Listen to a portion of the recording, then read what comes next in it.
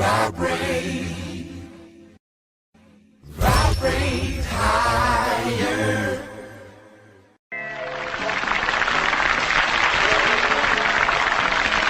Now then, let's break down the lesson on definiteness of purpose and see exactly what it means, why it's the starting point of all achievement.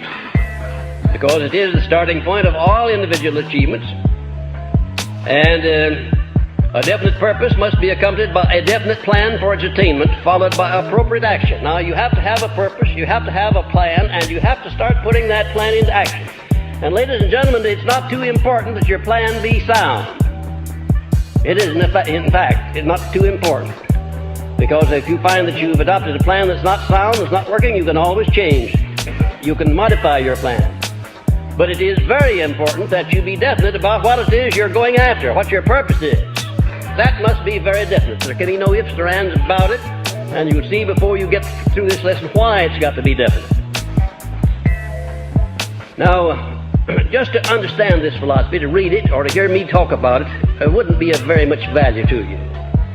The value will come when you begin to form your own patterns out of this philosophy and put it into work in your daily lives, in your business, in your professions, or in your jobs, or in your human relations. That's where the benefits will really come.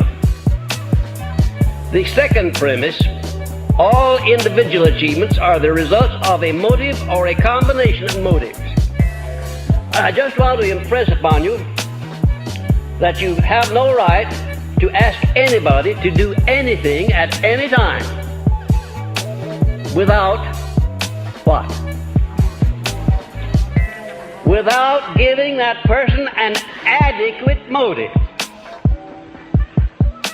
And incidentally, that's the warp and the woof of all salesmanship. The ability to plant in the mind of the prospective buyer an adequate motive for his buying. Learning to deal with people by planting in their minds adequate motives for their doing the things that you want them to do. Now, there are a lot of people who call themselves salesmen who have never heard of the 9 basic motives, who do not know that they have no right to ask for a sale until they have planted a motive in the mind of the buyer for his buying. The second premise, all individual achievements are the results of a motive or a combination of motives. I just want to impress upon you that you have no right to ask anybody to do anything at any time without what? Without giving that person an adequate motive. And incidentally, that's the warp and the woof of all salesmanship. The ability to plant in the mind of the prospective buyer an adequate motive for his buying. Learning to deal with people by planting in their minds adequate motives for their doing the things that you want them to do. Now, there are a lot of people who call themselves salesmen who have never heard of the 9 basic motives, who do not know that they have no right to ask for a sale until they have planted a motive in the mind of the buyer for his buying. I want a good illustration of how this broadcasting station works. You need $1,000 real badly, and you go down to the bank some morning, and you've got to have that 1,000 by day after tomorrow. They're going to take the car back, or the furniture, or something else. You just have to have that $1,000. Why, the banker can tell the moment you walk inside the door that you just have to have it, and he doesn't want you to have it. Isn't that funny? No, it's not funny. It's tragic. You carry the matches around in your pocket oftentimes to set your own house afire. You broadcast your thoughts, and they precede you. And when you get there, you find that instead of getting the cooperation you went after, the other person reflects back to you what? That state of doubt, that state of mind that you sent out ahead of it. I used to teach salesmanship. I made my living that way for a long time while I was doing the research on this philosophy. And I have taught over 30,000 salesmen, many of them now life members of the coveted $1 Million Roundtable in the life insurance field. And if there is one thing in this world that has to be sold, it's life insurance. Nobody ever buys life insurance. It has to be sold. And the first thing that I taught those people under my direction was that they must make the sale to themselves before they try to make it to the other fellow. And if they don't do that, they're not going to make a sale. Somebody might buy something from them, but they'll never make a sale unless they first make it to themselves. Every brain a broadcasting station and a receiving set. And you can attune that brain so that it'll attract only the positive vibrations released by others. Your mind is sending out vibrations constantly. And if you're a salesman and you're going to call on a prospective buyer, the sale ought to be made before you ever come into presence of the buyer. Had you ever thought of that? If you're going to do anything requiring the cooperation of other people, condition your mind so that you know the other fellow's going to cooperate. Why? First, because the plan that you're going to offer him is so fair and honest and so beneficial to him that he can't refuse it. In other words, you have a right to his cooperation. You will be surprised to know what a change there will be in people when you commence sending out over this broadcasting station of yours positive thoughts instead of thoughts of fear.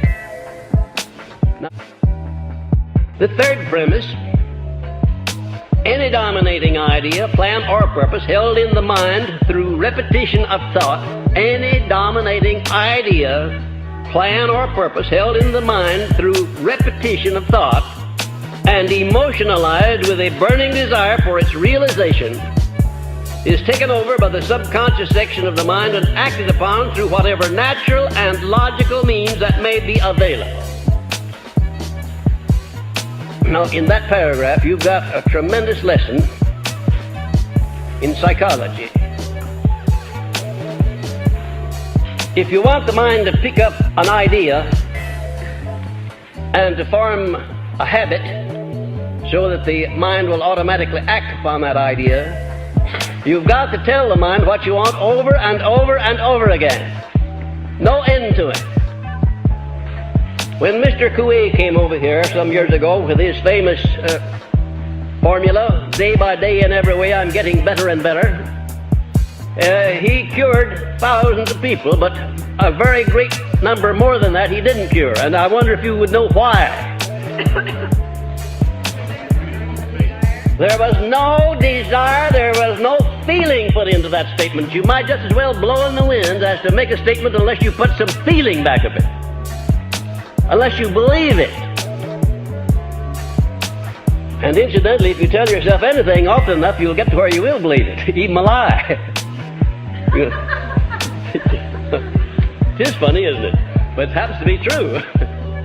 You know, there are people who tell little white lies, and sometimes they're not so white at that, until they get to where they believe them themselves. Now, the subconscious mind doesn't know the difference between right or wrong. It doesn't know the difference between positive or negative. It doesn't know the difference between a penny or $1 million. It doesn't know the difference between success and failure. It'll accept any statement that you keep repeating to it by thoughts or by words or by any other means. And incidentally, it's up to you in the beginning to lay out your definite purpose, write it out so that it can be understood, memorize it, and start repeating it day in and day out until your subconscious mind picks it up and automatically acts upon it. But you will find that if you emotionalize any plan that you send over to your subconscious mind and repeat it in a state of enthusiasm and back it up with a spirit of faith, if you do that, the subconscious mind not only acts more quickly, but it acts more definitely and more positively.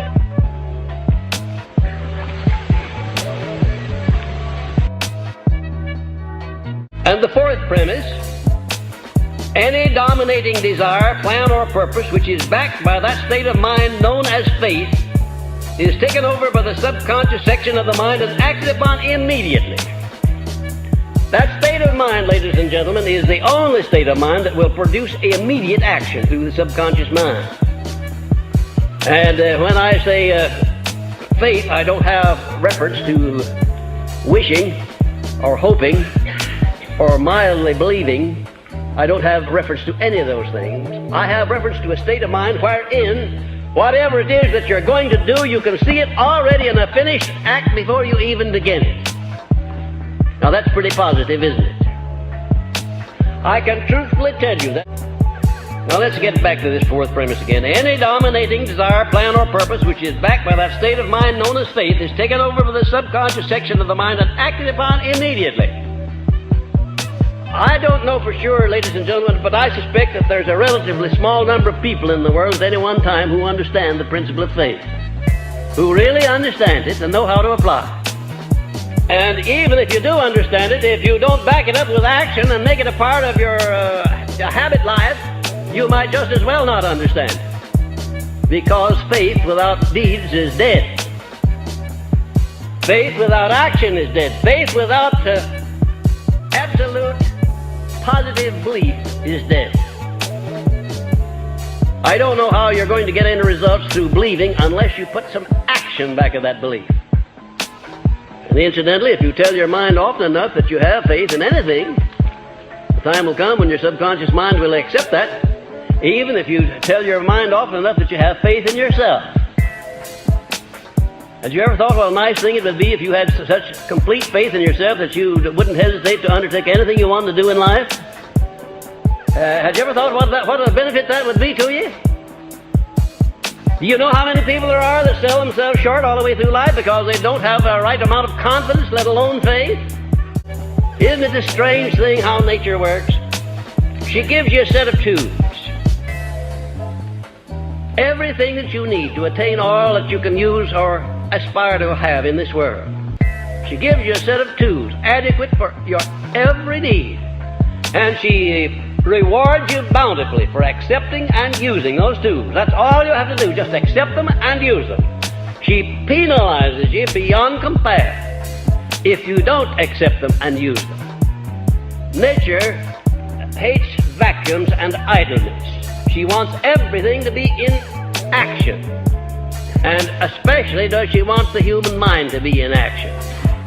The mind is not different from any other part of the body. If you don't use it, if you don't rely upon it, it atrophies and withers away and finally gets to where anybody can push you around. The fifth premise.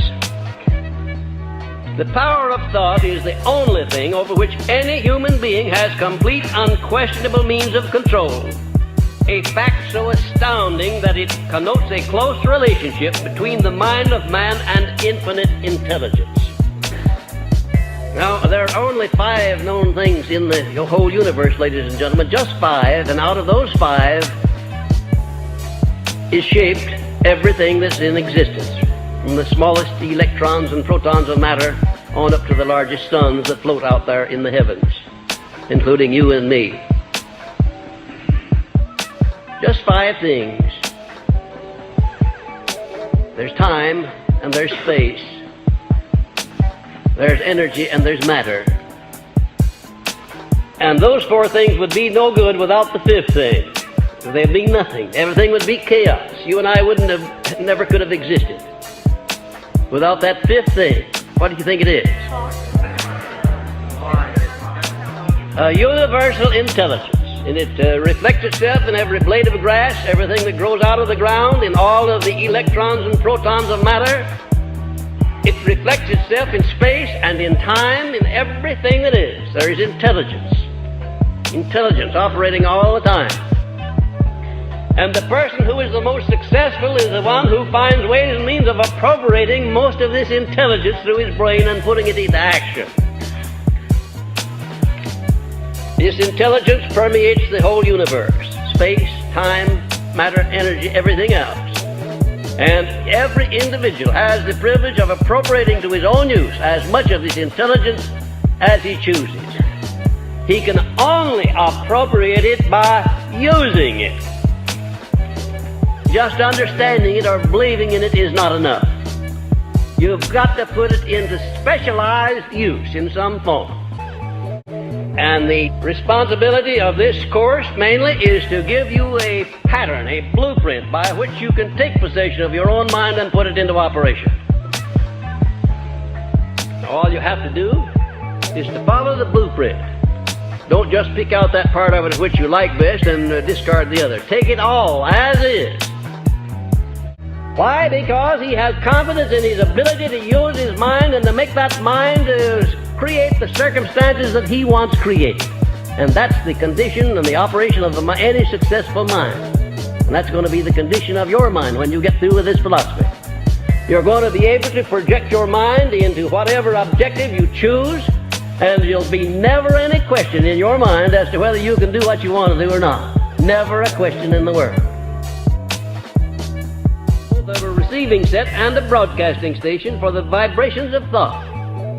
A fact which explains the importance of moving with definiteness of purpose instead of drifting, since the brain may be so thoroughly charged with the nature of one's purpose that it will begin to attract the physical or material equivalents of that purpose. Get it into your consciousness that the first radio broadcasting and receiving set was the one that exists in the brain of man. And not only does it exist in the brain of man, but it exists in a great many animals. I have a couple of Pomeranian dogs, and they know exactly what I'm thinking sometimes before I know. They're so smart. They can tune in on me. They know when we start off for an automobile ride whether they're going or whether they're not.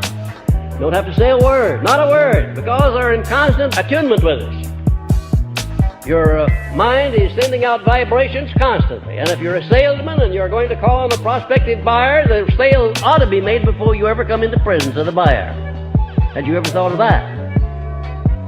If you're going to do anything requiring the cooperation of other people, condition your mind so that you know the other fellow's going to cooperate.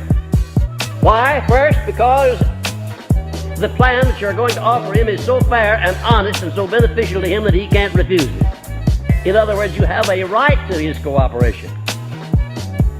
You will be surprised to know what a change there will be in people when you come sending out over this broadcasting station of yours positive thoughts instead of thoughts of fear. Not the people. Now, that's the point I'm coming to and that I wanted you to get. By habit, you can train your own mind to pick up out of that myriad of vibrations that are floating out there constantly. Train your mind to pick up only the things that are related to what you want most in life. And how do you do that? Why, you do that by keeping your mind on what you want most in life, your definite major purpose. So, by repetition, by thought, by action, until finally the brain will not pick up anything not related to that definiteness of purpose. Now, is that a marvelous thought? You can educate your brain so that it will absolutely refuse to pick up any vibrations except those related to what you want. And ladies and gentlemen, when you get your brain under control like that, you will be on the path, really and truly on the beam. Now let's see what are some of the benefits of definiteness of purpose. First of all, definiteness of purpose automatically develops self-reliance, personal initiative, imagination, enthusiasm, self-discipline, and concentration of effort. All of these being prerequisites for success of vital importance. Now that's quite an array of things that you really developed. You develop through definiteness of purpose. That is to say, knowing what you want, having a plan for getting it, having your mind occupied mostly with the carrying out of that plan. And if you happen to adopt a plan, and unless you're an unusual person, you're almost sure to adopt some plans that are not going to work so well. When you find out that your plan is not right, immediately discard it and get another one. And keep on until you find one that will work. And in the process of doing this, just remember one thing, that maybe somewhere along the line that infinite intelligence, being gifted with a great deal of wisdom, might have a plan for you better than the one you had yourself. Have an open mind. If you adopt a plan to carry out your major purpose or a minor purpose and it doesn't work well, dismiss that plan and ask for guidance from infinite intelligence. And you may get that guidance. What can you do to be sure that you will get it? Why, you can believe that you'll get it. You can believe that you'll get it, and it's not going to hurt if you say out loud orally that you believe it. I suspect that the Creator knows your thoughts, but I found that if you express yourself with a lot of enthusiasm, it doesn't hurt any. And I'm sure that it doesn't hurt in arousing your subconscious mind